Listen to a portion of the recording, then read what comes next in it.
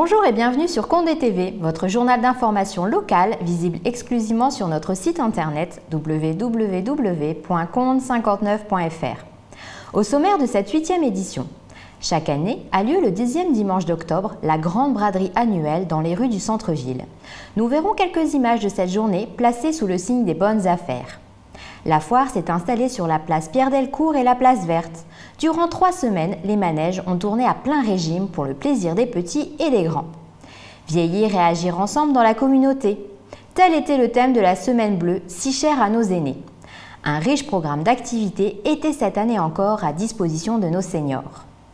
Octobre, c'est aussi le mois de la sensibilisation avec l'action Octobre Rose pour la prévention contre le cancer du sein.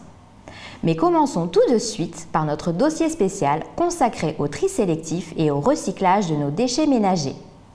Le Centre communal d'action sociale a organisé dans le quartier du hameau de Macou une opération de sensibilisation visant à rappeler à nos citoyens les bons gestes du tri sélectif.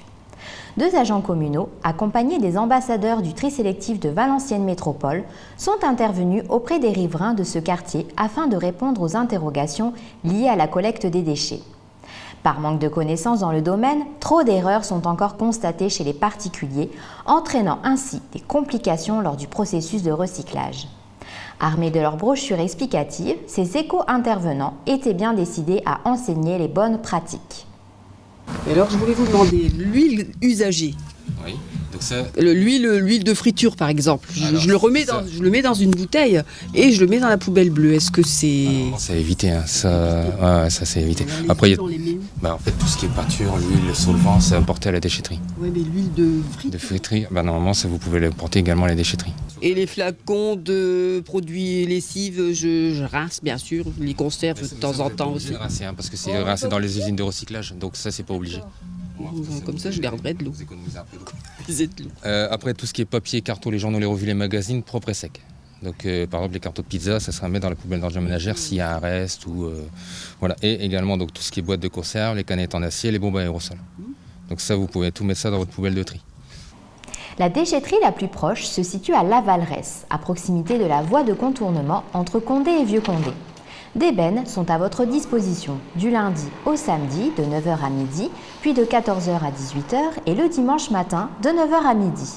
Vous pouvez y déposer vos déchets verts, vos gravats, mais aussi vos huiles et solvants, métaux, textiles. Des employés sont sur place et vous indiquent dans quel conteneur vous pouvez déverser vos détritus. L'action de nos ambassadeurs s'est ensuite poursuivie avec les enfants de l'école primaire. Pour que cet apprentissage soit des plus efficaces, un petit jeu a été proposé au sein même de la classe. Les enfants ont été mis à contribution et il est certain que le transfert se fera rapidement aux parents. Ensuite, qu'est-ce que je peux mettre d'autre? Alors c'est quoi ça?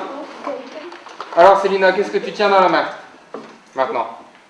Une boîte de gâteaux. En quoi? La matière, c'est du Carton. Le carton, donc Tu on mets a ça dit dans tout quelle à l'heure. poubelle?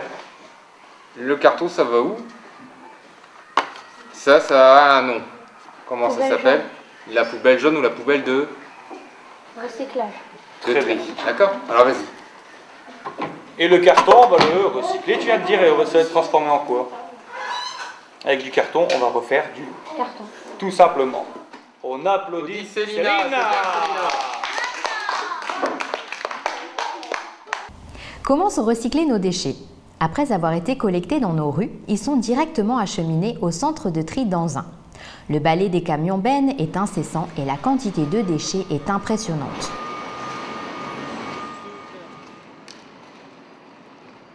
Tout est stocké dans une immense cuve, puis envoyé par une succession de tapis roulants jusqu'au premier tri.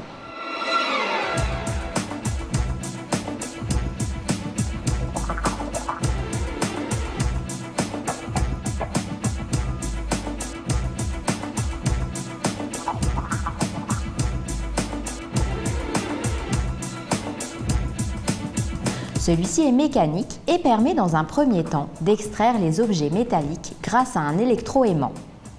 Place ensuite à l'œil avisé des opérateurs de la CITA.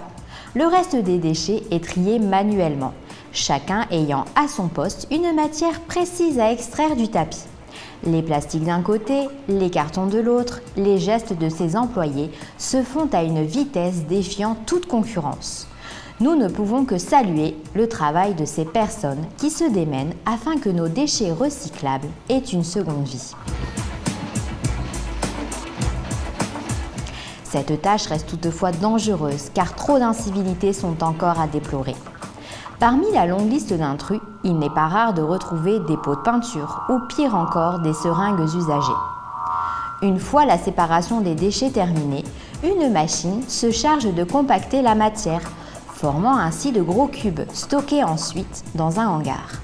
Lorsque la quantité suffisante est atteinte, ces ballots sont ensuite envoyés dans des établissements spécialisés, traités puis remis en circulation.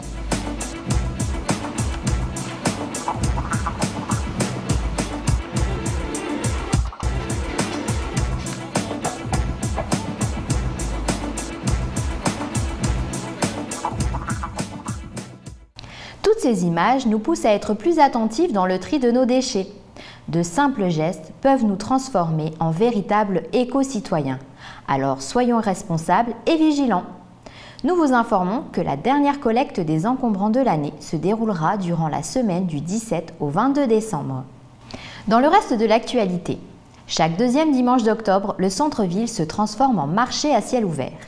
Dès 6 h du matin, les Condéens sortent leurs étals et se préparent à être assaillis par une foule toujours aussi nombreuse. La météo était du côté des bras d'eux en ce dimanche 14 octobre. La pluie a laissé place à une journée certes fraîche mais ensoleillée. Professionnels ou particuliers, objets en tout genre, neufs ou d'occasion, il y en avait pour tous les goûts. La date est déjà retenue pour l'année prochaine. Rendez-vous donc le 13 octobre 2013.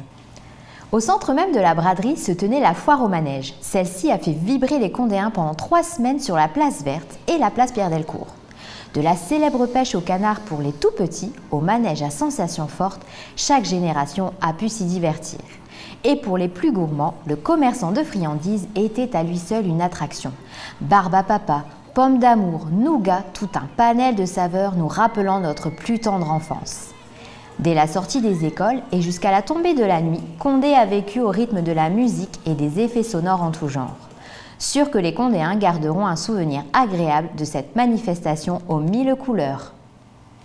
Les seigneurs de la ville ont également eu droit à leur part de distraction grâce à la Semaine nationale des retraités et personnes âgées, appelée aussi Semaine bleue. Cet événement propose à nos aînés un large choix d'animations ou de sorties, mais aussi de la sensibilisation autour des conférences données sur un thème bien précis.